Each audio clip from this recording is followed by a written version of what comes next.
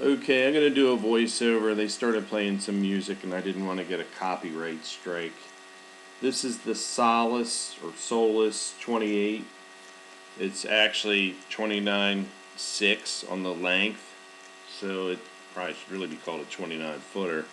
Some things I noticed about this boat: the fit and finish and the hardware, specifically the hardware holding up the windshield there, was really heavy duty, really nice dash on the console, and the fit and finish on this boat was exceptional. Always got to check the fish box. Here we go, and that was kind of a disappointment. A little shallow, kind of small, but this is probably more of a booze cruiser than a fishing boat. All the upholstery looked really nice, comfy, and the piping on the T-top was pretty heavy duty, and I like the finish on it. The color combination looked really nice, and the console was really nicely finished.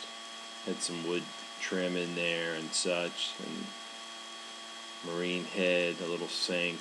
It was really nicely laid out. Storage everywhere, and the bow seating looked kind of adequate there. A little bit small, speakers everywhere, and this storage here was for the table that goes up there, but beneath that table is a much larger area. I didn't pull all that out of there. Some other people were waiting to get on the boat, and everything seemed to fit really well. Some other specs with this boat are basically the beam is 9'10", so you have plenty of walkable space around there. The dead rise at the transom is 18 degrees, but 45 degrees at the bow, and it has a fuel capacity of 205 gallons. Fresh water is 20 gallons. The live well is 30 gallons, and it has a max horsepower rating of 700. So it's a pretty stout boat. Big comfy seat on the back, cup holders everywhere, and pretty steep price tag. I know it was well over $300,000 for this with this setup. I think those are twin 300s on the back. I did not ask about the performance numbers on it, but I'm sure it's pretty good. The next one I'm going to is the 32 footer, which is just basically a bigger version of what we just looked at, but a little bit different in the back. And this boat here is 32.7 length overall. 304 gallon fuel capacity, has a nice top up there, and 31 gallons of fresh water.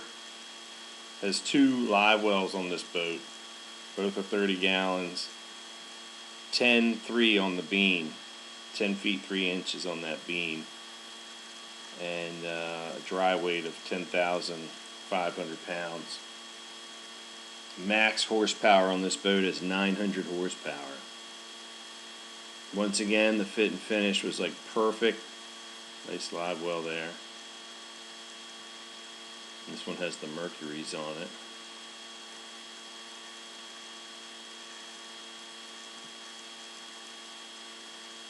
Another really nice setup. Head in the console, little area there where you could maybe sleep or something. I don't know, maybe kids. And door looked really nice. This seemed like a much bigger boat than the 28, even though the 28's 29. This one had the carbon fiber outriggers, more storage, fender storage there probably.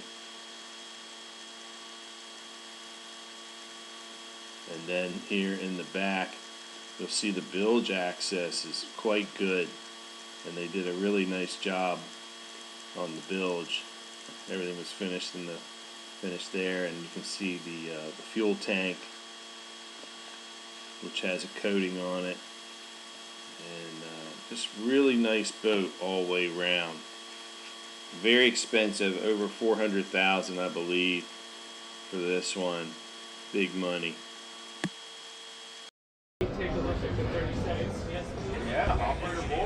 Yep.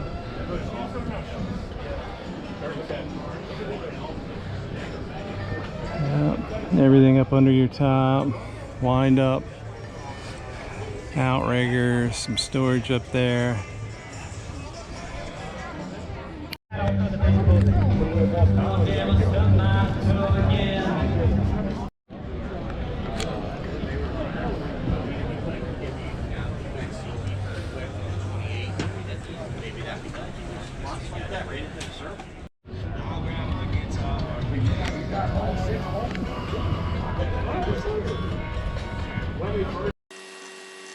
Okay, the Contender 28T.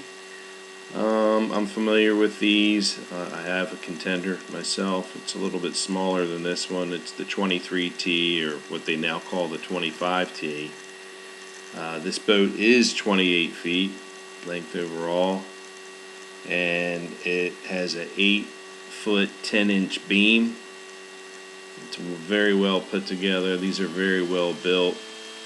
Fit and finish is exceptional, and I believe this one has a price right around the 240s. They didn't actually have it. I think I might have missed it there. And these are very good fishing boats. That's pretty much their primary function. These aren't really like booze cruising boats, although some people probably use them for that. But these are really designed more for the fishermen. Check out the hinges on this door here. They're like some kind of plastic. I don't understand that. I've never seen those before. I don't know if that's something they make in-house. And I don't know how long that would hold up. Haven't just never really seen those. And this boat has loads of storage. Massive storage here on this boat. That box in the front is also insulated. It could be a fish box. Anchor storage is pretty plain Jane, nothing real fancy there. And you could also use that for dock line storage. The console is really nice, the piping very heavy duty, and there's a cooler right there in front of the console, which is pretty nice. Lots of dry storage as well. The seat in front of the console is also a cooler. Pretty nice the way they have that open up. You can get pretty good access to it. Now once we make our way back here to the stern, something I noticed back here, this hatch for the bilge access seemed kind of small. It's actually smaller than the one on my boat, and I think I would have difficulty kind of accessing everything there in the back, like way back. It goes pretty far, and I don't know, maybe I'm a little claustrophobic, but that definitely was smaller than the one on my boat, and the one on my boat will do the job. I really like the tops that they put on these boats. They seem really nice. The fit and finish, rod holders everywhere, and they just do a really nice job, but very expensive. Very, very expensive for these.